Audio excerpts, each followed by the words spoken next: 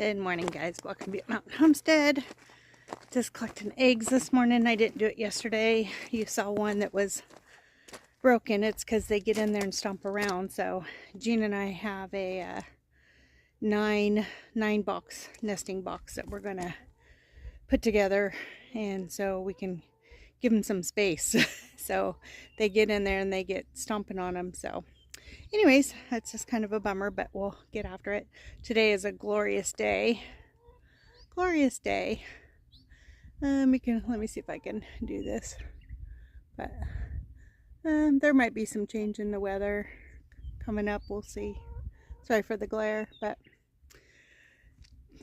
right now it's showing high 50s and low 60s, and then low in the 40s, mid 40s for the next 10 days. So today I still have a lot to do inside, but, and I'll put a picture of my to-do list, hold on just a second, on the screen. But hold on, I need to put all this down and get out where I can talk to you, not in the glare. Okay, a lot better. You'll see this video, let's see, I'm filming this on Saturday, but you'll see this video after Monday's video. It's just a glorious day, and I feel like being outside, so I'm only gonna set myself one project, maybe two, so I'm not out here all day, or I don't get overwhelmed with the not getting it all done, you know, kind of conundrum we all come into. So I am gonna start on pruning roses. So I'm going to do the west side roses this morning, and maybe deadhead some obvious things along the way. I'm going to turn the camera around and I'll show you exactly what I'm talking about on the roses. Two roses, the Desdemona ones that are here on the porch, right there and right there. They need more sun, so I'm going to get them out in the landscape, and I think I know where I'm going to put them, which is someplace a little different for me, but I think it'll be pretty and it'll smell wonderful. So and then I will put something in there. I might try hydrangeas. They like full sun as long as you give them a lot of water. And you can research on that if you'd like. I always grew up with them needing like morning sun only. My mom was raised that way. My mom had gorgeous hydrangeas though, and she had low pH, so hers were that gorgeous, almost like purple. She very rarely had pink ones. We have mostly pink because we have high pH soil. So you can control some of them by the acid that you give them. Some of the like limelight hydrangeas, they are what they are. But I don't know the exact name. If I think of it, I'll put it on the screen here. But some of like the standard ones that we all grew up with, and a lot of people still have, is you can change them by adding a soil acidifier or a pH enhancer. I don't know what that would be exactly off the top of my head, but anyways, so I'm going to turn the camera on. I'm going to show you the roses that I'm going to do, and like I said, I'm going to focus on this side because there's so much to do on the east side that I will just get overwhelmed, and I'll be out here till dark and I'll get nothing done on the inside. I am going to take advantage of using the clothesline today because it's not windy, and usually I do towels on Saturday. So that's what I'm doing right now. I'm going to get them on the line, but let me turn around and show you what I'm doing. So here's the Desdemona. These have those pretty little white flowers that smell absolutely gorgeous, but that's north. So they get some sun in the morning, and right now they're getting very little sun in the afternoon. They're getting some, but not enough. In their summertime, they do get sun in the morning and sun in the afternoon, but not enough to really thrive in this spot. And I'm not even sure I'm going to keep these planters here, because if I put shade-loving plants here, they will fry in the afternoon because that's facing west, and that sun is just absolutely brutal in the summertime. So I'm going to get these two pruned, and then I'm going to put markers where I'm going to put them, I'm thinking. And just work with me here, or just kind of envision it, ignore the weeds. this is where I started pulling weeds that I referenced in the other video. I need to pull some weeds in here, but I'm thinking I might put them in here. I kind of like this being full, like the west side garden is. So, but I'm not 100% sure because that forsythia right there is going to get pretty big. So if I put the roses in here, I'm going to have to put them in that border, and I don't think I want to do that. So that's why I'm talking this through right now is, you know, the hydrangeas are going to get big. This is just getting fuller and fuller each year. There's some poppies in there. I'm going to leave those be. I need to prune some echinacea back, but I'm not doing this side today. This is where like where I will be stopping at. But this artemisia needs to be cut back. I'm going to move that. There's a hollyhock right there. That's a rose of Sharon. That's going to get big. So there is an opportunity for something right there. One opportunity. And then there's a peony right there that I need to cut back. And then this forsythia is literally going to take up this whole space. So I don't have an opportunity for two, and I kind of like having, I like having two, but we'll see. And this is all of that border. All the daffodil stems are popping up, which is going to be nice. I do need to cut back some of the echinacea in there and some of the hollyhocks. I want to cut all those back, although that pink color right now is really pretty. But so, yeah, that's what I need to consider. So I'm not doing anything in here today. This is just where I'm at right now. But I do need to cut back the hydrangeas and the, oh, what is that called? The stuff that's the bane to my existence. I don't remember off the top of my head. Huh. This stuff right here. It's a verbena. That's right. It's just not the one that, it's like I said, I need to cut it back though. So anyways, then I have the buddleia to cut down and remove. I have the blackberries to plant. That apple tree I think is toast, so I need to do that. I need to rework all that watering. See what I mean? As soon as I start thinking about it, I could sit here for an hour of all the projects I need to do, but I need to cut that ceanothus dead out and dig out. Need to power wash that chase lounger because I realized it's been in the shed, which is also where the mice have been. So when I went to lay on it the other night, that's what I was met with. So still fighting the voles in this area, so I need to sprinkle some vole stuff on there that's not poisonous to animals. But yep. So now I will show you what I'm gonna work on.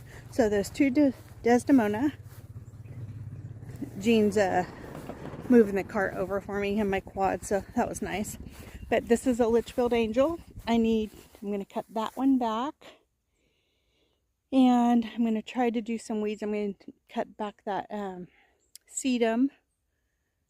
So I'm going to do the roses first. That way I know they're done. I'm not even going to look at a weed. I'm going to do the roses first. So then we come down here. Try not to kill myself on that like I did the other day. Oh my gosh. There's another Litchfield Angel. Excuse the shadow. So I'm going to cut it back. And I'll show you how I do it. These aren't that tall. So I'm going to probably just go knee high on that. Which would be probably for me. So about 2 feet. So it'll be probably to here. Is I'll come in and trim all this stuff off. And all the spindly things and the crossing branches. But that's about where I'm going to take it down to. So if you can see where I'm at, it's not much is going to come off of these. Again, all this deadheading I need to do. And removal. All of this. Bonarices. Verbena bonarices. That's what it is. I knew if I sat and worried about it long enough, but see, the verbena is growing in here too. And I don't want it growing in there. So, let's see. So I'm going to prune these two. These are just those tropical roses. Again, I'm only going to go down to the 2 foot mark on those. I'm going to take all the leaves off of everything. I'm going to take off the dead. any spindly, any cross branches. So that's why I'm only going to focus on the roses first, because they're supposed to be pruned around January, February. So there isn't any in here. See, this is the west side garden. This is the part I like full. That's how I want the other one to look too. There are some grasses in there. Not good grasses. There's those tufts of grasses. I have no idea what those are. I can't wait for them to bloom so I can see what they are. But these are the ebb-tide roses. This one has never really done very well, and I don't know why, because it's technically now not the end. I'm going to probably bump up the emitter on it. I do know that. Not doing that today. It's just getting pruned. So there's an ebb-tide. These are those really fragrant purple ones. I had got, they're technically like a David Austin rose, but I did buy, or Jean, but we bought some of them because they had to be replaced from heirloom roses, because that's the only place that was carrying them at the time. They're still a David Austin rose, but we got them through heirloom roses. So there's the tag, ebb tide, and it just shattered. So there it is. Hope it just from being on this side. So it says strong spicy clove is the fragrant, but it's just glorious. Absolutely glorious. So, in any little weeds that are in here, I will probably pull. If there's calendula, I'm just going to pull them. Any plants that aren't what I want, I'm just going to pull them, because I have so many volunteers. You guys, I have African daisies and calendula coming out my ears, so there'll be plenty. So there's another, this whole row. So, and I'll just get these weeds too. This will take me the longest probably. So, oh, and this one's in bloom, so it smells glorious. So it's a really, oh, it just smells so good. That's going to be difficult to prune. I'll tell you that right now. But see, there's some weeds down here. Some weeds. Then there's 2 roses in here. So I'm going to take these down to, again, the 2-foot mark. So anything that's above it. I'm going to try to find, see if I have any like Elmer's glue, but see, that's where those cane borers get in there, and then they just kill this whole cane. So I do need to do that. It's wanting to put on growth, so these warm days, all of this stuff is going to start growing, putting on new growth, and then we'll have a freeze. We usually have at least 1 freeze or good frost in January, towards the end of January. So, and then it kills a lot of it. And then there's the fall spring. So this is not fall spring that I'm doing. This is just what needs to be done according to our climate. We're in Northern California, Zone 9B. For those that are new here, welcome. But, so here's another one. And I really don't, these were those Home Depot. They were kind of like sad at the end of the year plants. These have the, just like a tropical color. So, and if I have time, I'm not sure. I kind of like looking at these. They're kind of wispy, but yeah, I kind of like looking at them. But those need to be cut back all the way to the ground, like all the way to the ground. So, and then, you know, this type of stuff. So that's why Gene got the cart out for me. He's just checking my quad to make sure the gas doesn't need some treatment, and, you know, check the oil, and he checks all that over for me. So I'm really fortunate with that. But you see all the poppies. I'm gonna let them get big though. Look at all those. There's so many. This whole thing right here, this whole walkway is all poppies. And I probably won't be able to save, because I'm not letting them grow, I've decided. I probably won't be able to save maybe half of them. They're just really picky about being uprooted. So when they get a little bit bigger, I will try my hardest to salvage as many as I can. I think this week I'm going to get T-post from Home Depot so I can start getting these staked and trellised up. So, and then if it is nice, then next weekend, which will be the weekend after you see this video, I think we can start working on the goat fence. So, because they'll have a lot of feed in there if we can get them in there. So that's what we're what's worth working on, but it just takes trips. So, and then just the weather to cooperate. So if it's not raining, that's fine. It's just if it's windy as all get out, that's where the problems are. But so those sedum need to be cut back too. They're really dead. So there's that forsythia. So that's it. This will be its 3rd year there, and the other one should do about the same. So that's where we're at, guys. Let's see. All the poppy and calendula I'm going to leave in here. I will need to hook some sort of water, because if I try to remember to run the sprinkler, it won't happen. So I just need to get some sort of water put out here. So anyways, that's that winterberry. I think it's a winterberry, yeah. But the photinia, I need to weed all that. But here's the cabbages.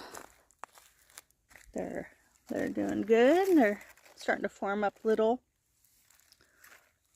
No bugs that I can tell. No cabbage worms. I don't know what that is.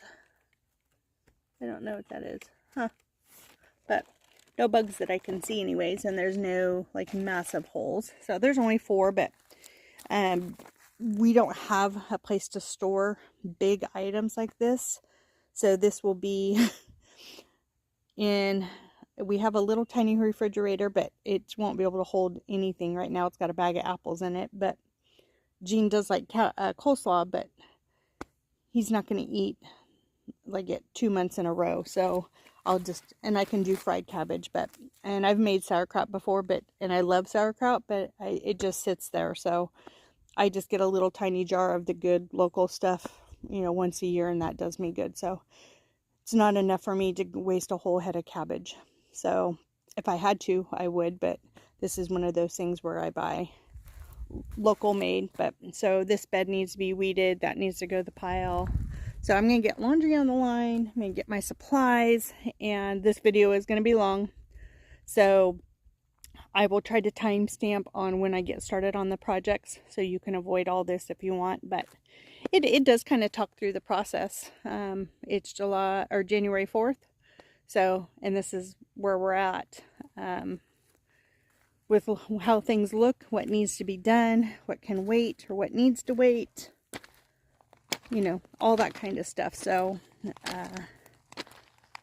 I'm going to go ahead and pause you, and I'll be back in a little bit, and we'll get going on it.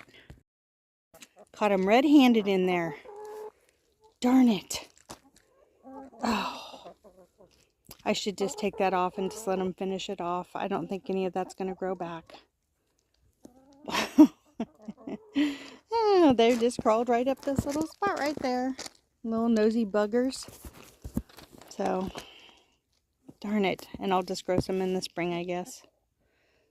So I set up the gopher hawk. There's his active tunnel. You can still see the hole. So what you do is you just find which way the hole is going, and then you put the gopher hawk away from the hole. That way he's going to see light, and he's going to try to cover up that light, and when he goes through, that's when he's going to get, well, blammed. So we'll see. We'll see if we get him. So he's caused all this havoc. Look at all this. So I don't feel bad about it. So if you don't like watching this kind of thing, you really shouldn't be watching homestead shows, because it's not all glorious, and you want to get rid of the destruction if possible. I'm not rehoming him. This whole mountainside or hillside is full of gopher holes. So every one of our trees would be gone. They would have just ate the roots out of every single fruit tree, every single tree we have. So anyways, hopefully we'll catch them. So here's the brush pile that I'm always talking about. So this is down by Gene's parents' house and the shop and all that good stuff, the barn. So, and then it gets burned probably every other year. He does the whole ag permit and all that business. So anyways, it's where we bring our stuff. It's where the ranch's debris comes, so that it qualifies as an ag burn. But anyways, yep, just dumping off the yard waste and go back and start on it.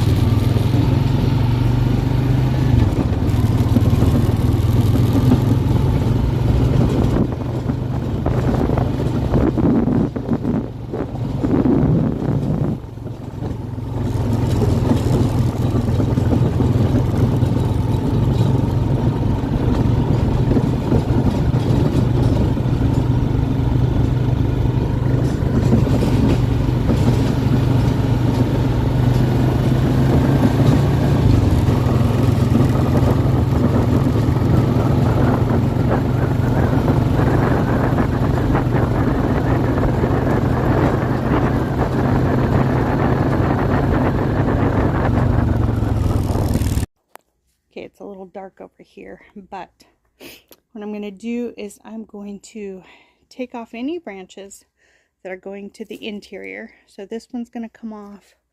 This one's going to come off. Any, see, this one down here is going to come off. This little spindly guy is going to come off. I'm going to take all the leaves off. This one's going to come off. And then when I get to cutting the rest of them, then I'll show you what I do. Okay, so I started to cut this one off because see, it's crossing and all that, but this is a good time to show you why these things take forever, is because you have to look at each branch. So I was just going to cut this off, it goes down to here, but then I thought this would be a good opportunity to show you. I'm going to take that little spindly thing off right there, but where'd it go? Right here, and you can't see it very well, that's where a bud can come.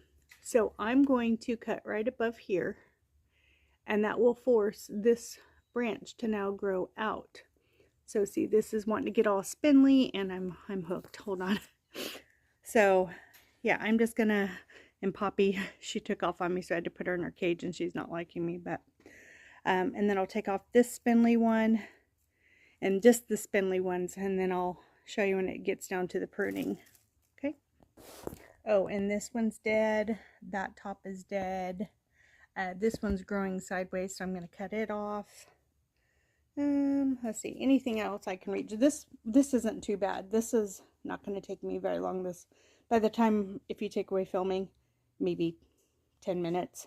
But that's why some of those bigger rose bushes take over an hour, is because of this process.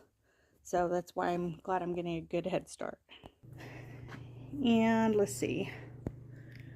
I'm going to explain a few things, and then I'm just going to put you on time lapse. Again, this is really dark. I'm sorry. When we get out to the other ones, it'll be easier. But so I'm trying to find a good example here. This rose is just so small that, okay. See right here, right there. So what I'm going to do is, because that's going to come out now, so I'm going to cut above it. And same with any of these others that I'm going to keep. These two are going to cross paths, so I'm going to probably get rid of this portion. We'll see. I'm half tempted just to whack it all down, just take it all off, because these are going to get moved anyways. So we'll see. We'll see. If I end up doing that, then I know that's what I'm going to do over here. There's some Christmas garland, but yeah, they're going to get moved, so I may end up just cutting them all the way back. So you'll find out in the video.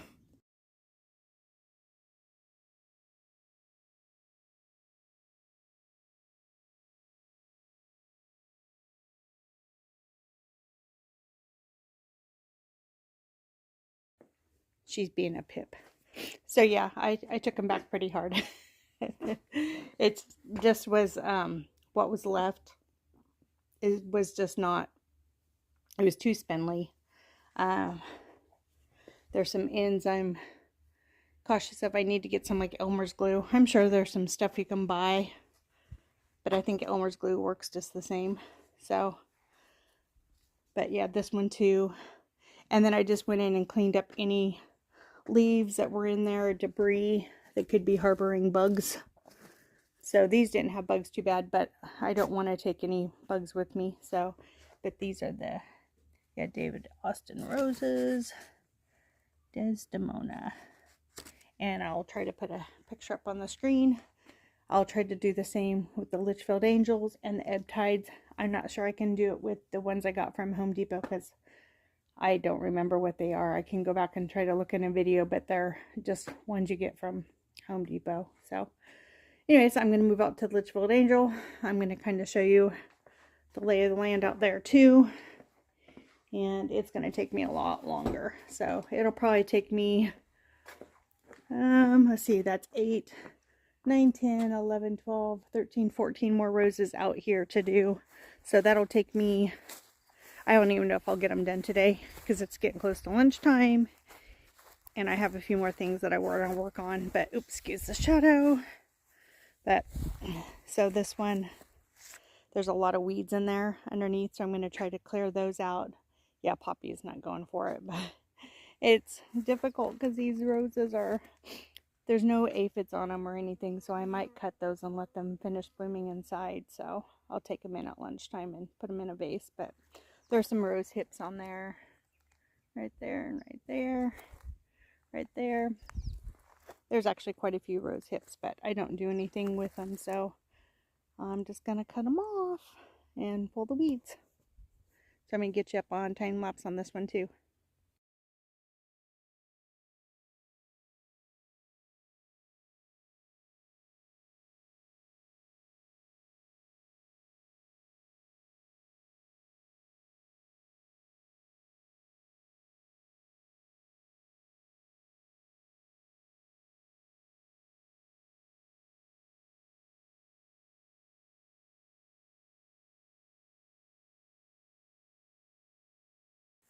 Okay, so I ended up cutting that one back pretty good too. There was a lot of cross ones. There was a lot of dead.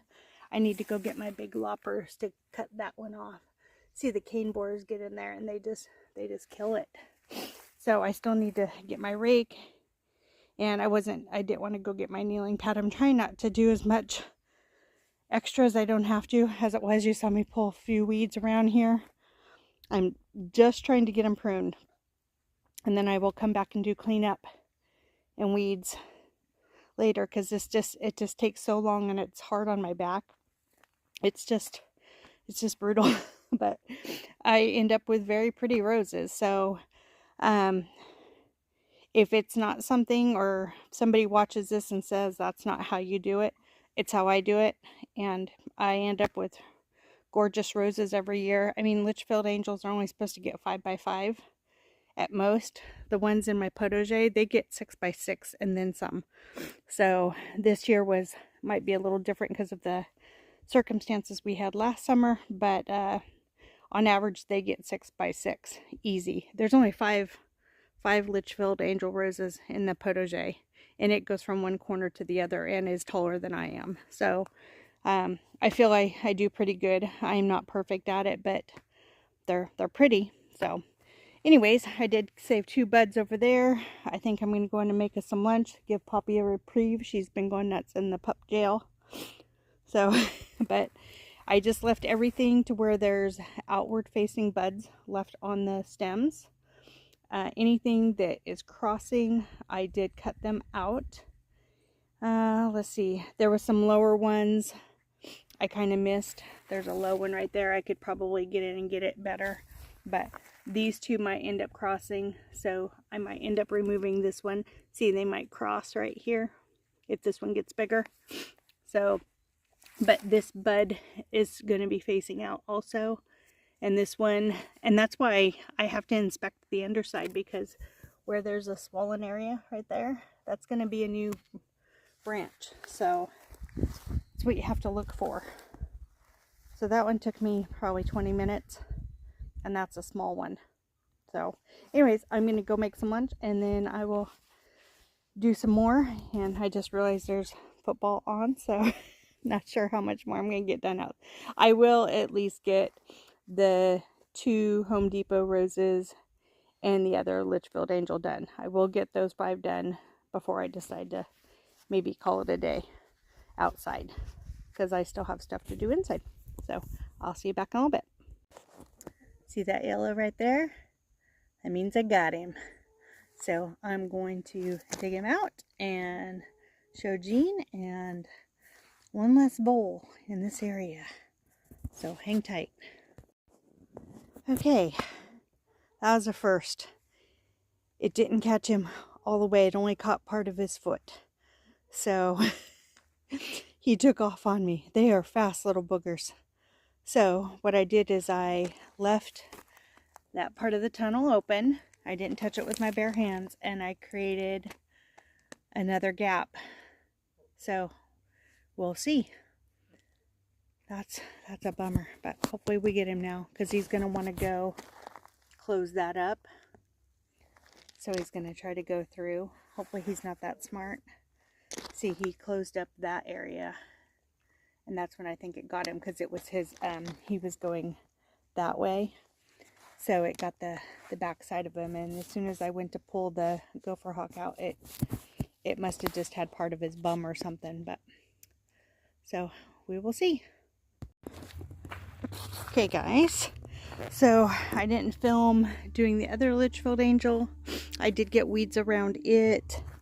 This one and this one I pruned really hard. There was a lot of dead stuff, a lot of crossing things. I took stuff that was coming up that would have made...